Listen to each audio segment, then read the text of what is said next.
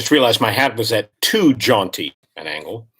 Hi, everybody. It's me, Clint McElroy, your old gaffer, as we continue working our way through everything ever written that I can't get sued over.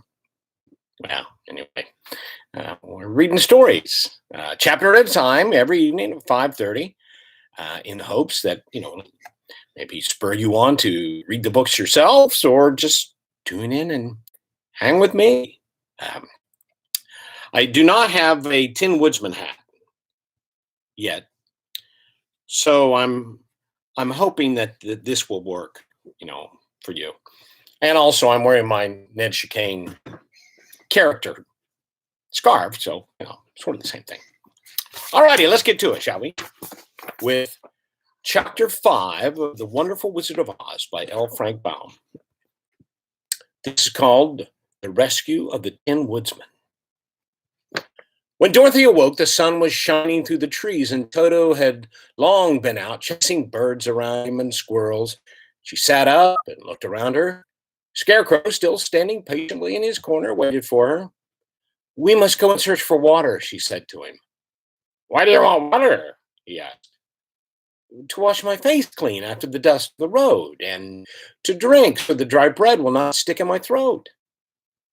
"It must be inconvenient to be made of flesh," said the Scarecrow thoughtfully, "or you must sleep and eat and drink. However, you have brains, and it is worth a lot of bother to be able to think properly." They left the cottage and walked through the trees until they found a little spring of clear water where Dorothy drank and bathed and ate her breakfast.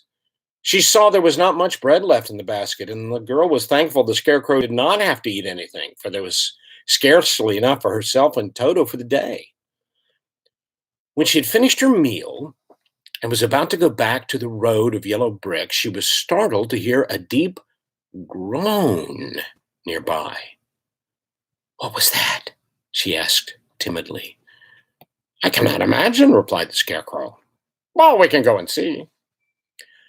Just then another groan reached their ears, and the sound seemed to come from behind them. They turned and walked through the forest a few steps when Dorothy discovered something shining in a ray of sunshine that fell between the trees. She ran to the place and then stopped short with a little cry of surprise. One of the big trees had been partly chopped through, and standing beside it with an uplifted axe in his hands was a man made entirely of tin. His head and arms and legs were jointed upon his body, but he stood perfectly motionless as if he could not stir at all. Dorothy looked at him in amazement, and so did the Scarecrow, while Toto barked sharply and made a snap at the tin legs, which hurt his teeth. "Did you groan?" asked Dorothy. "Yes," answered the Tin Man. "I did. I've been groaning for more than a year, and no one has ever heard me before or come to help me." "What can I do for you?" she inquired softly, for she was moved by the sad voice in which the man spoke. "Uh, Get an oil can and oil my joints," he answered. "They are rusted so badly that I cannot move them at all. If I'm well oiled, I shall soon be all right again. You'll find an oil can on a shelf in my cottage." Dorothy at once ran back to the cottage, found the oil can, and then she returned and asked anxiously, "Where are your joints?" "Uh, Oil my neck first," replied the Tin Woodsman. So she oiled it, and as it was quite badly rusted, the Scarecrow took hold of the tin head and moved it gently from side to side until it worked freely, and then the man could turn it himself. "Now oil the joints of my arms," he said, and Dorothy oiled them, and the Scarecrow bent them carefully until they were quite free from rust and as good as new. The Tin Woodsman gave a sigh of satisfaction and lowered his axe, which he leaned against the tree. "This is a great comfort," he said. "I've been holding that axe in the air, and ever since I rusted, and I'm glad to be able to put it down at last. Now, if you will oil the joints of my legs, I shall be all right once more." So they oiled his legs until he could move them freely, and he thanked them again and again for his release, for he seemed a very polite creature and very grateful. I might have stood there always if you had not come along, he said. So you have certainly saved my life. How did you happen to be here? We are on our way to the Emerald City to see the Great Oz, she answered, and we stopped at your cottage to pass the night. Why do you wish to see Oz? He asked. I want him to send me to Kansas, and the Scarecrow wants him to put a few brains into his head, she replied. The Tin Woodsman appeared to think deeply for a moment, and then he said, Do you suppose Oz could give me a heart? Why, I guess so, Dorothy answered. It would be as easy as to give the Scarecrow brains. True, the Tin Woodsman returned. So if you will allow me to join your party, I will also go to the Emerald City and ask Oz to help me. Come along, said the Scarecrow heartily. And Dorothy added that she would be pleased to have his company. So the Tin Woodsman shouldered his axe, and they all passed through the forest until they came to the road that was paved with yellow brick. The Tin Woodsman had asked Dorothy to put the oil can in her basket. For if I should get caught in the rain and rust again, I would need the oil can badly. It was a bit of good luck to have their new comrade join the party, for soon after they began their journey again, they came to a place where the trees and branches grew so thick over the road that the travelers could not pass. But the Tin Woodsman set to work with his axe and chopped so well that soon he cleared a passage for the entire party. Dorothy was thinking so earnestly as they walked along that she did not notice when the Scarecrow stumbled into a hole and rolled over to the side of the road. Indeed, he was obliged to call to her to help him up again. Why didn't you walk around the hole? Asked the Tin Woodsman. I don't know enough, replied the Scarecrow cheerfully. My head is stuffed with straw, and that's why I'm going to Oz to ask him for some brains. Oh, I see, said the Tin Woodsman. But after all, brains are not the best things in the world. Have you any? Inquired the Scarecrow. No, my head is quite empty, answered the Woodman, but once I had brains and a heart also, so having tried them both, I should much rather have a heart. And why is that? Asked the Scarecrow. Well, I'll tell you my story, and then you will know. So while they were walking through the forest, the Tin Woodsman told them the following story. I was born the son of a woodman who chopped down trees in the forest and sold the wood for a living. When I grew up, I too became a woodchopper, and after my father died, I took care of my old mother as long as she lived. Then I made up my mind that instead of living alone, I would marry so that I might not become lonely. There was one of the Munchkin girls who was so beautiful that I soon grew to love her with all my heart. She, on her part, promised to marry me as soon as I could earn enough money to build a better house for her, so I set to work harder than ever. But the girl lived with an old woman who did not want her to marry anyone, for she was so lazy she wished the girl to remain with her and do the cooking and the housework.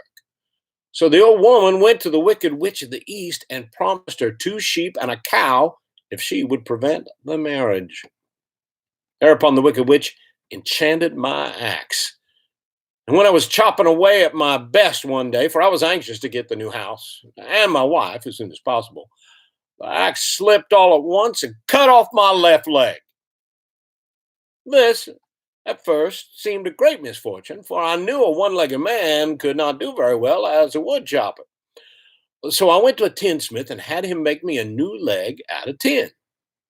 The leg worked very well once I was used to it, but my action angered the Wicked Witch of the East, for she had promised the old woman I should not marry the pretty Munchkin girl.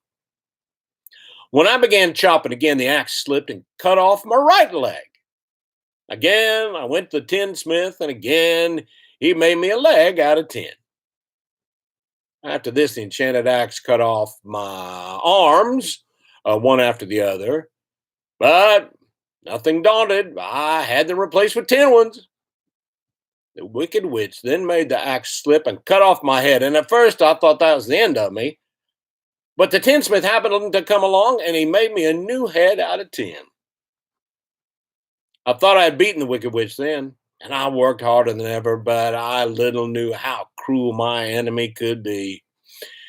She thought of a new way to kill my love for the beautiful Munchkin maiden and made my axe slip again so that it cut right through my body, splitting me into two halves. Once more, the tinsmith came to my help, made me a body out of tin, fastening my tin arms and legs and head to it by means of joints so that I could move around as well as ever. But, alas, I had now no heart. So I lost all my love for the Munchkin girl. Did not care whether I married her or not. I suppose she's still living with the old woman, waiting for me to come after her. My body shone so brightly in the sun that I felt very proud of it, and it did not matter now if my axe slipped, for it couldn't cut me.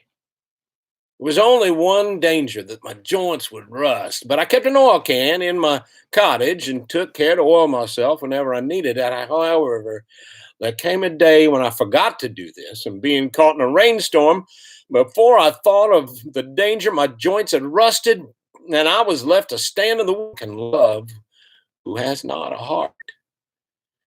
And so I am resolved to ask Oz to give me one. If he does, I will go back to the Munchkin maiden. And both Dorothy and Scarecrow had been greatly interested in the story of the Tin Woodman, and now they knew why he was so anxious to get a new heart.